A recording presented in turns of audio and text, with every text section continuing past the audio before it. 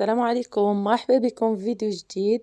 اليوم ان شاء الله بغيت نشارك معكم هاد الكيكه بالدقيق ديال الفينو، كتجي جد رائعه، خفيفه بزاف وكتجي لذيذه.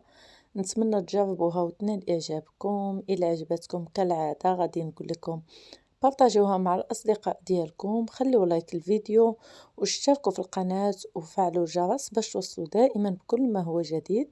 غادي نقطع لكم منها واحد الطريف باش تشوفوا كيفاش كتجي من الداخل، كتجي رطبة بزاف وناجحة وكيجي المذاق ديالها جد رائع.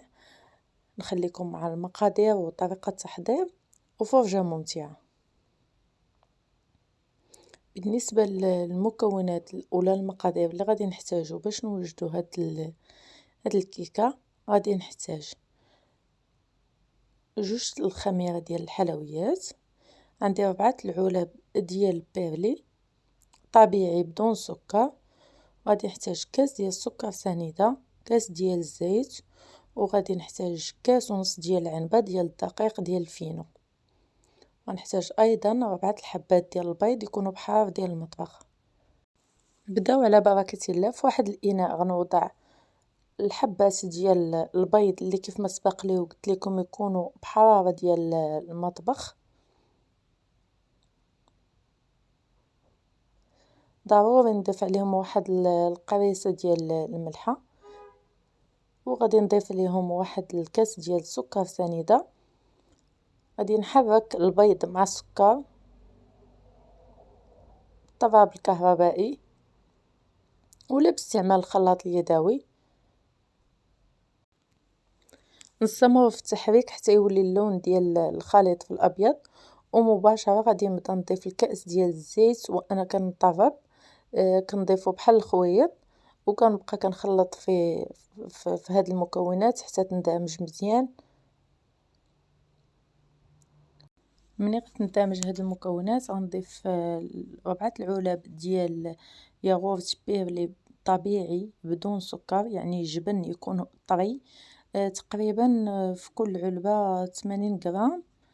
غادي نضيفو 4 العلب، وإلا ما عندكمش ممكن انكم تضيفوا 300 غرام ديال الجبن يكون طري.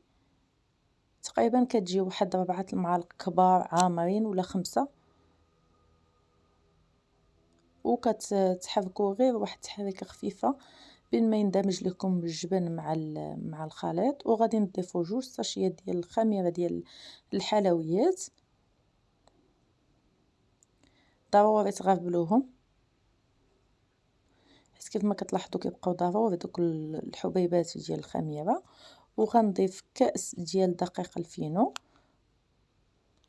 غادي نخلط واحد شويه. غادي نوريكم القوام ديال هاد الكيك كيفاش كيكون، راه ما كيكونش ثقيل بزاف، كيكون غير خفيف. وغنضيف الكاس الا ربع، يعني انا هاد الكؤوس عندي صغار ضفت كاس وكاس الا ربع. الا استعملتوا كاس ديال العنبه ديروا كاس ونص ديال كاس العنبه. غادي نتخلطوا هاد الدقيق ديال الفينو مع هاد المكونات. هو دقيق القمح الصلب، ماشي ماشي عفوا السميده رقيقه كنعجنوا به المسمن والخبز. صافي غير تخدموا غير واحد شويه يدخل لكم مع هاد المكونات حتى تحصلوا على خليط بهذا القوام. ومن بعد غادي تاخذوا واحد الطاوه دهنوها بالزبده وطرشوها بالدقيق ديال الفينو. وكيف ما كتشاهدوا القوام ديال الخليط ما كيكونش ثقيل بزاف. غادي نديرو في الطاوه وغندخلو في الفران مسخن من قبل على درجه حراره 180. تقريبا كياخد ساعه الا ربع في الفرن. انا شعلت عليه من الفوق ومن التحت 45 دقيقه صافي. كيطيب. ملي تخرجوه من الفران ما تزولوش مباشره من الطاوه ديال الفرن حيت كيكون رطب بزاف. كتخليوه يبرد، من بعد كدوزو واحد السكين من الجوانب كيديمولا بسرعه، كيجي محمر وكيجي زوين بزاف. التزيين بطبيعه الحال كيبقى اختياري، انا زينته هنا بصلصة الكراميل اللي سبق لي وجدت معاكم، وغادي نزينو من الفوق كذلك بشويه ديال الكاوكاو كونكاسي ولا اللوز ولا اللوز افيلي ولا اللي عندكم اللي متوفر عندكم زينوه به. ممكن ديروا الكوك، يعني بطبيعة الحال التزيين كيبقى اختياري على حساب الرغبة ديالكم وعلى حساب المتوفر عند كل واحد.